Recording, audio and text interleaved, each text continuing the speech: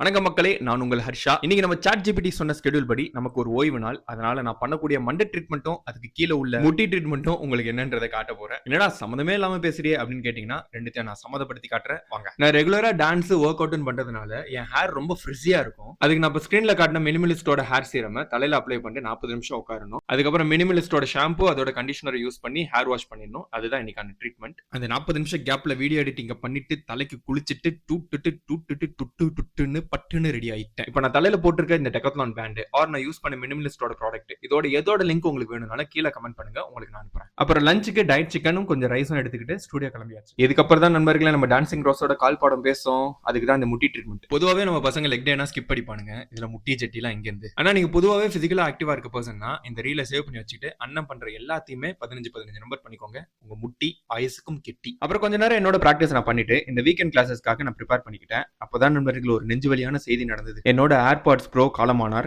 அவன் இல்லாத வாழ்க்கை என்னால் நினைச்சு பார்க்கவே முடியலன்னு என் மனைவிட நான் ஃபோன் பண்ணி பேச திடீர்னு ஒரு அன்னோன் நம்பர்ல இருந்து எனக்கு கால் பண்ணி, சார் உங்களுக்கு ஒரு பார்சல் வந்திருக்குன்னாங்க. என்னன்னு ஓப்பன் பண்ணி பார்த்தா நம்ம ஒன்று கூட்ட ஏர்பட்ஸ்.